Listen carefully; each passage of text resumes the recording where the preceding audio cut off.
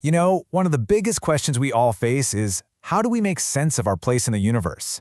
For centuries, thinkers have wrestled with this idea of the divine and the world. But today, we're going to go beyond the classic answers to explore a pretty radical vision of unity that might just change the way you see, well, everything. So let's just get right to the heart of it. This is the big one, isn't it? What is the real relationship between the absolute, you can call it God, the divine, ultimate reality, whatever works for you, and this world we actually live in? So here's our game plan.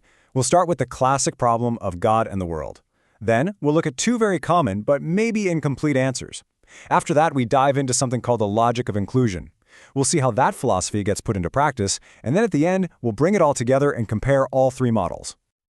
All right, so our journey starts with this fundamental split, this great divide that so many traditions have tried to heal.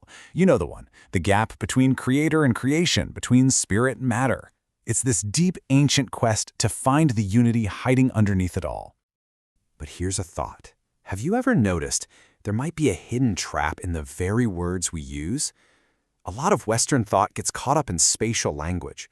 We say God is beyond the world, or the world is in God. And those metaphors, without us even realizing it, can actually reinforce the very separation we're trying to overcome. So this brings us to the two most popular ways people in the West have tried to solve this puzzle. Let's dig into pantheism and panentheism. They're both really noble attempts, but as we'll see, maybe they don't quite get us all the way there. First up, we've got pantheism. It's a pretty powerful and straightforward idea. All is God. Simple as that. The universe and God. They're one and the same thing. This idea has been around forever, with the ancient Stoics, but it really got its philosophical legs with Spinoza, who famously said that God is nature.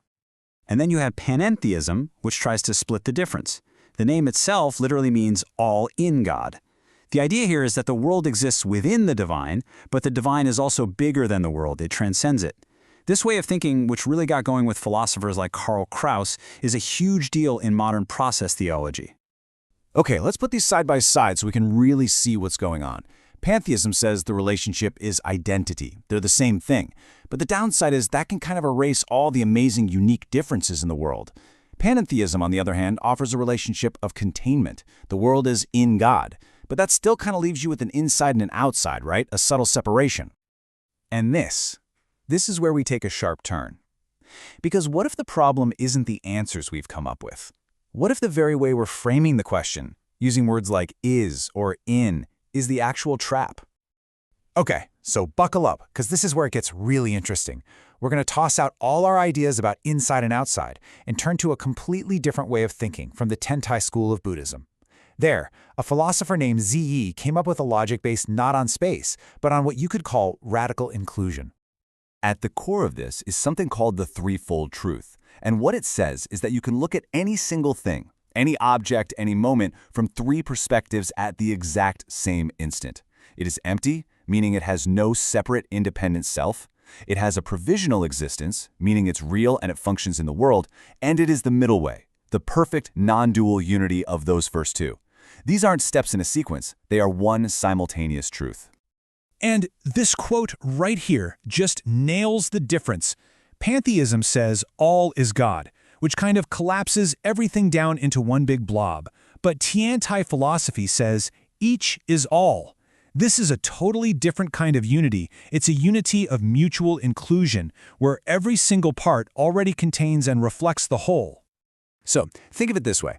Pantheism gives you a kind of flat, static unity, where all the differences we see are basically an illusion. But Tiantai gives us a fractal, holographic reality. Difference isn't an illusion. It's real, it's affirmed, it's important. But every single part holographically contains every other part.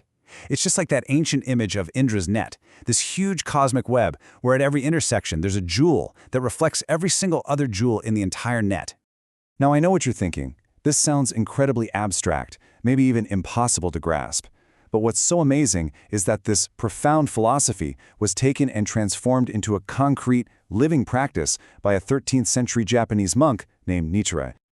Nichiren's message was just so radically empowering.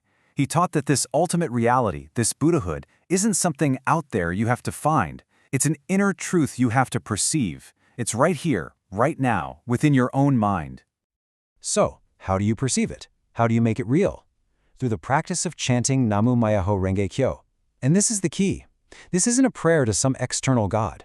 According to Nichiren, the act of chanting itself is a performance. It's an embodiment, an enactment of that holographic, inclusive reality that Tiantai philosophy describes. You're not just talking about it, you're doing it. And the way this all fits together is just incredible.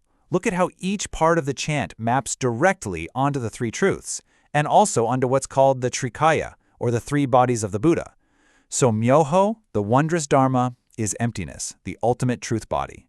Renge, the lotus flower, is provisional existence, the physical form a Buddha takes in the world. And Kyo, the sound, the sutra, is the middle way, the wisdom that connects them both. The entire complex philosophy becomes a living, breathing sound. Okay, so let's pull the camera back now and bring it all home by comparing these three models of unity one last time, side by side. So here's the final breakdown. Pantheism gives us a unity of identity, but its limitation is that it tends to flatten out difference. Pantheism offers us spatial inclusion, but it still holds on to a subtle duality. And then you have the Tiantai model, with its radical vision of mutual inclusion, where each part contains the whole. And its challenge? Well, it's not just a belief you can hold in your head, it's a reality that has to be realized, to be performed. And maybe the best way to really feel this third model is to think of it as a sacred ecology. It's not a single blob or a big container. It's a dynamic, living web of interbeing, where every single part is absolutely essential, totally distinct, and yet somehow perfectly mirrors the entire system. This whole journey, from Zhiyi's deep philosophy to Nichiren's powerful chant, it points to a really profound shift in thinking. So I'll leave you with this question. What if unity isn't some static state out there waiting to be found, but an act, something to be performed, a reality that we bring into being with every breath and every action?